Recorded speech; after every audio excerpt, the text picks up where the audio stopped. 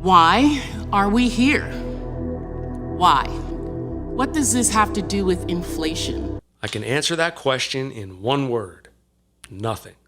Because this was a hearing on government censorship. That was Democrat delegate to the United States House of Representatives Stacy Plaskett, kicking off what would be a hearing filled with many thought-provoking questions and ideas. Were the measures taken to contain the spread and fatalities related to COVID in any way at all comparable to the murder of 6 million Jews, yes or no?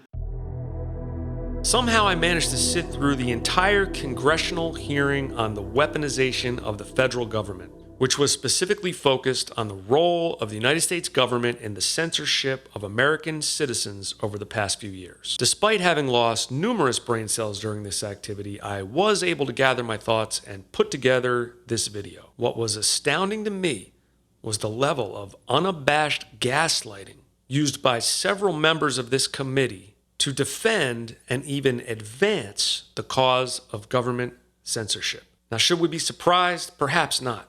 After all, anyone who's studied even a tiny amount of history knows that governments have used censorship, among other tools, to help facilitate some of the greatest atrocities the world has ever seen. So making a case for censorship is not easy. But what was truly remarkable to me was that references to those very atrocities were used not by those wishing to attack government censorship, but by those seeking to justify it. You really can't make this stuff up. Welcome back to Shadow Wreckardz, where we bring you a perspective you will not get from the corporate influence media. I'm Scott. Let's continue. One of the key witnesses was Democrat presidential candidate Robert F. Kennedy Jr. We have to stop trying to destroy each other, to marginalize, to vilify, to gaslight each other.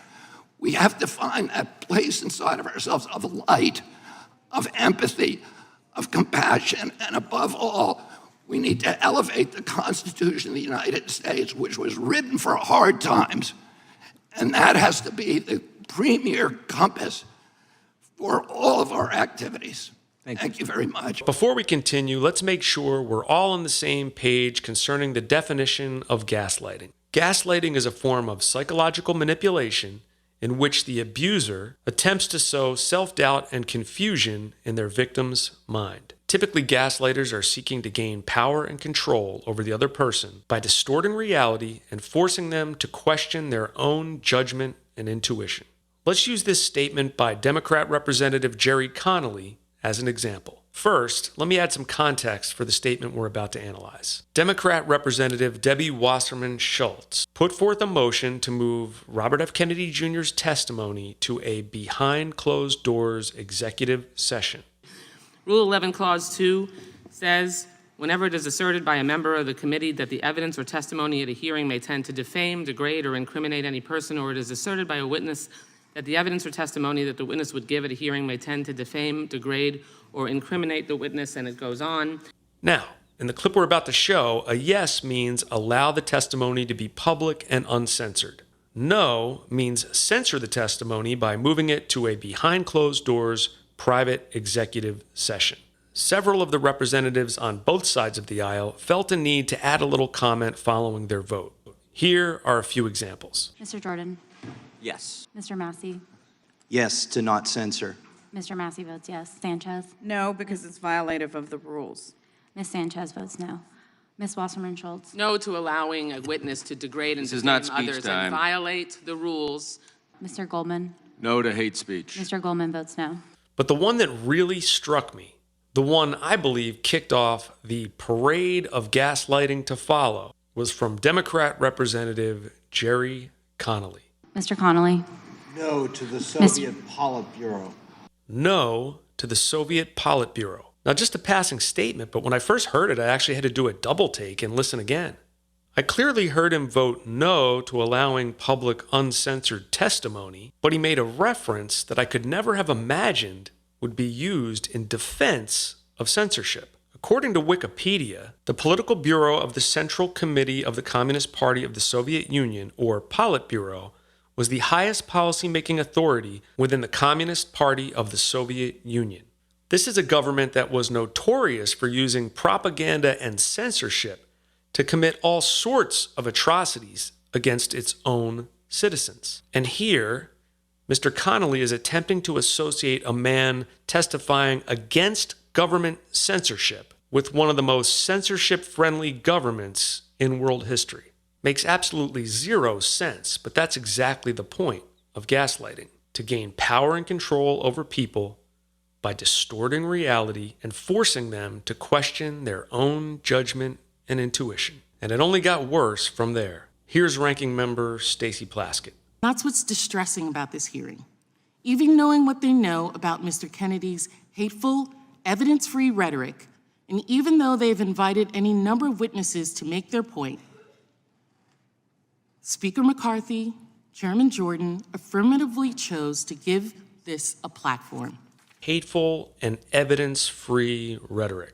Let's fast forward a bit to hear some of the evidence-free rhetoric to which Ms. Plaskett objects. I'm appalled and just so troubled by colleagues that I have to work with, that these are individuals who would bring a witness who's promoted a video that compared the COVID vaccine to the Tuskegee trials.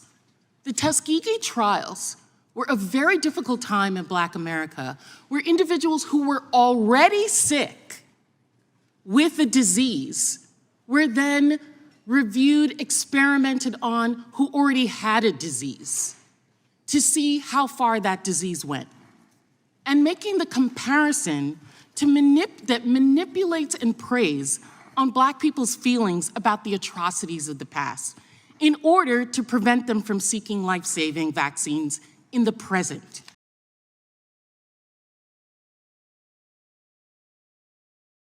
I can only say that for those who wished to prevent people from getting a vaccine, it was very clear that one of the ways in which you could convince people not to is to play on fears that have basis in historic experience, sadly, and frankly, and I can say this personally, speaking from having conversations with friends, with people I worked with family members, who were terrified of whether or not there might be some adverse consequences for them because of the Tuskegee experiments, explicitly referring to times in which Black people had been tested on without their permission or denied access to medical intervention despite awareness that it would be detrimental to their health. That distrust has historical fact. So let me get this straight.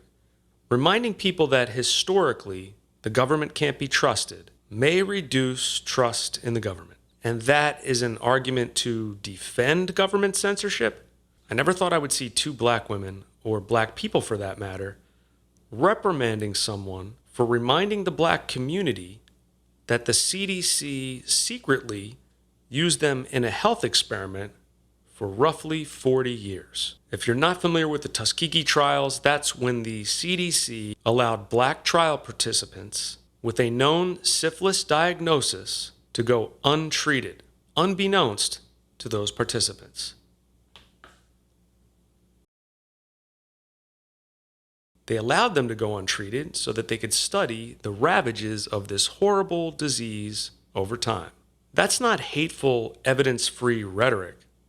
That's historical fact. Now, I'm just interpreting what I see here. You may see it differently, but it looks to me like Ms. Plaskett and Ms. Wiley are suggesting that there was justification for censoring this kind of information, as it would help facilitate a much-desired blind trust in the CDC by the Black community, a blind trust that they believe would have led to better health outcomes for Black people.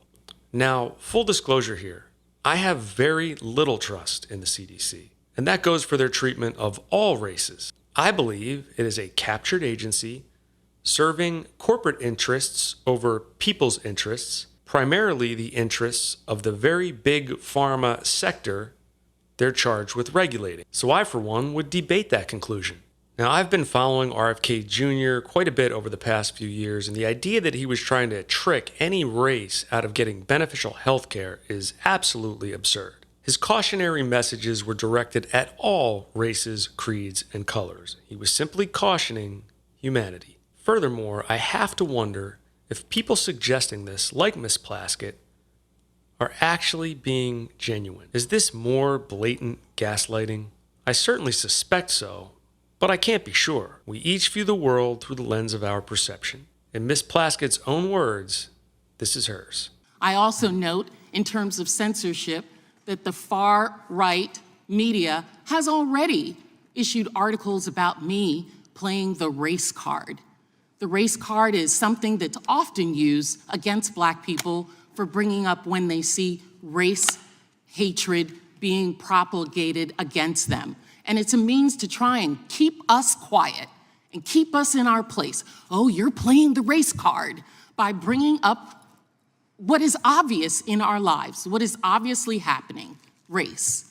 Let's move on to the most unpleasant part of this hearing, the inane questioning of Democrat Representative Debbie Wasserman Schultz. Mr. Kennedy, you're well educated. So yes or no, please. Are you aware that for centuries Jews have been scapegoated and blamed for causing illnesses like Black Plague and more recently COVID? I am. Those are known as blood libel, and they are one of the worst and most disturbing parts of human history. Good. Last week, you floated a baseless conspiracy theory that the coronavirus was bioengineered to target Caucasians and Black people, but to spare Ashkenazi Jews and Chinese people. Mr. Kennedy, your bizarre, unproven claim echoes that same historic slander of labeling Jews and Chinese people as a race, and that Jews, and in this case Chinese people, somehow managed to avoid a deadly illness that targets other groups for death. You do see that, yes or no? You're misstating. No. I quoted what you said earlier, and it is directly what you said. So just ask me yes or no. I was describing an NIH-funded study. No, you didn't cite any. I was describing an NIH-funded study by Cleveland Clinic scientists. Reclaiming my time. You did not reference reclaiming my published time. in USC Mr. Medical, Chairman, which is one. The time is mine. I'm reclaiming it. Please ask the witness to stop talking. You asked me a question. Mr. Kennedy, do you think it was easy for Jewish people to escape systematic slaughter of Nazis? Yes or no? Absolutely not. Okay, good. Mr. Kennedy, do you think it was just as hard to wear a mask during COVID as it was to hide under floorboards or false walls so you weren't murdered or dragged to a concentration camp? Yes or no? Excuse me? That's a question, yes or no? I didn't hear your question. Okay. I said, do you think it was just as hard to wear a mask during COVID as it was to hide under floorboards or false walls so you weren't murdered or dragged to a concentration camp? Of course not. That's ridiculous. Were the measures taken to contain the spread and fatalities related to COVID in any way at all comparable to the murder of 6 million Jews? Yes or no? Absolutely not. Let's be very clear here. There's no legitimate comparison to the Holocaust. It doesn't matter if you're talking about AI, vaccine mandates, or anything else. There is no comparison. When discussing efforts to encourage others to get vaccinated for COVID-19, you said Nazis did that in the camps in World War II. They tested vaccines on gypsies and Jews. Now this is around the time my head started to hurt from what I can only imagine were my brain cells self-immolating. Nonetheless, I pressed on to hear Republican Representative Thomas Massie introduce as evidence the studies referenced by Mr. Kennedy. I ask unanimous consent to introduce into the record a study that Mr. Kennedy just referenced, new insights into genetic susceptibility of COVID-19. The main body said that they investigated genetic susceptibility to COVID-19 by examining DNA polymorphism in ACE2 and TMPRSS2. Those are receptors for COVID in 81,000 human genomes, and they found unique genetic susceptibility across different populations. I have another document that I'd like to ask unanimous consent. Without objection. To submit, and this is from the FDA review of efficacy and safety of Pfizer-BioNTech COVID-19 vaccine. This is dated December 10th, 2020, and it shows that the Pfizer trial and the USDA broke down the effectiveness of the vaccine into 7 different racial categories because this was also a concern of theirs, and it would frankly be delinquent not to study the effects. Again, all of this seems to defy logic and reason. I find it ironic that Ms. Schultz repeatedly invokes the Holocaust in a defense of government censorship. After all, government censorship and propaganda played a crucial role in facilitating the atrocities committed by the German government against the Jewish people. I've always found great wisdom in the quote from Spanish-American philosopher George Santayana, "Those who cannot remember the past are condemned to repeat it." Versions of this have been reiterated over the years by many prominent world leaders. Tuskegee, Vietnam, the McCarthy hearings, the Russian Revolution, China's Great Leap Forward. They can all serve as cautionary tales to inform our modern-day decisions. I reject the idea that any historical event is off the table when discussing our current times. I would expect the Holocaust to be invoked as a cautionary tale warning against the growing power of government, especially the power to censor. That being said, am I surprised by any of this? Not really, as the entire concept of allowing governments to censor their citizens is a very hard sell. It appears that the path to a censored future can only be illuminated by gaslight. And that is how I see it, my friends. Please leave a comment. I'd love to hear your perspective. If you've enjoyed this content, please hit that like button. Subscribe to the channel for more. Be the light that wrecks the shadows. See you soon.